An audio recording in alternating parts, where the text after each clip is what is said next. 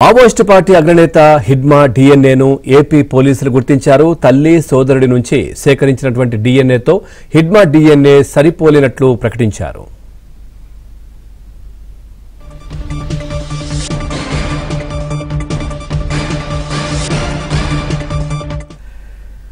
మరోవైపు Maoist party అగ్రనేతలు Devji Rajareddy పోలీసుల దగ్గర ఉన్నారనేందుకు ఆధారాలు లేవని ఏపీ హైకోర్టు తేల్చి చెప్పింది. ఇక మావోయిస్టు నేతల బంధువులు వేసినటువంటి పిటిషన్పై విచారణను మూసేసింది.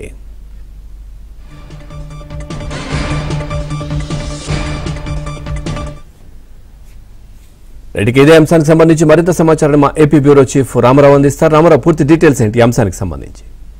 పవన్, ఇటీవల జరిగిన మారేడుమిల్లిలో జరిగిన ఎన్కౌంటర్ లో మరణించింది మావోయిస్ట్ పార్టీ కేంద్ర కమిటీ సభ్యుడు హిడ్మాయన్ అని పోలీసులు నిర్ధారణకు వచ్చారు. డిఎన్ఏ సరిపోలటంతో ఆయన హిడ్మాయే మరణించింది అని చెప్పి పోలీసు ఉన్నతాధికారులు కేంద్ర హోంశాఖతో పాటు వాళ్ళ తల్లిదండ్రులకు కూడా తెలియజేశారు. కొన్ని పొరుగు రాష్ట్రాల్లో ఉన్న కొన్ని పత్రికల్లో ఎన్కౌంటర్ లో మరణించింది హిడ్మా కాదని కథనాలు రావడంతో పోలీస్ యంత్రాంగంలో కలకలం బయలుదేరింది. ఈ నేపథ్యంలోనే హిడ్మా తల్లి సోదరుడు వద్ద రక్తనమూనాలు సేకరించి డిఎన్ఏ పరీక్షకు పంపారు. ఈ డిఎన్ఏ పరీక్షలో హిడ్మా మృతదేహం నుంచి కూడా రక్తాన్ని సేకరించి డిఎన్ఏకు పంపడంతో ఈ డిఎన్ఏ పరీక్షల్లో మరణించింది హిడ్మాయేనని, ఆ డిఎన్ఏలు కూడా సరిపోలటంతో మరణించింది హిడ్మాయేనని నిర్ధారణకు వచ్చారు. దీనికి సంబంధించి కేంద్ర భద్రతా బలగాలకు కేంద్ర హోంశాఖ కూడా ఏపీ పోలీసు ఉన్నతాధికారులు సమాచారం పంపించారు.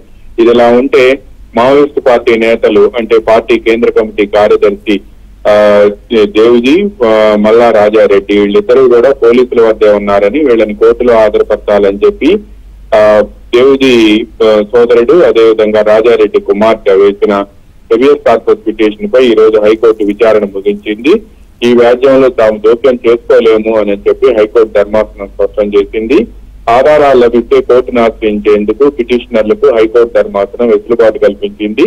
మావోయిస్టు నేతల బంధువులు వేసిన పిటిషన్ పై ఈ రోజు విచారణ నిర్వహించారు. ఈ విచారణ సందర్భంగా నిన్న పిటిషనర్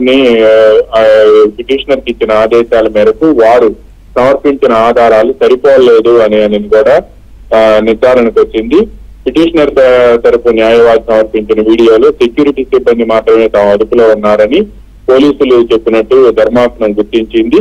దేవ్జీ గురించి మీడియా ప్రతినిధులు అడిగిన సమయంలో తమ ఆధీనంలో లేరు అని చెప్పి పోలీసు ఉన్నతాధికారులు వివరించిన విషయాన్ని కూడా హైకోర్టు ధర్మాసనం ఈ సందర్భంగా గుర్తు చేసింది.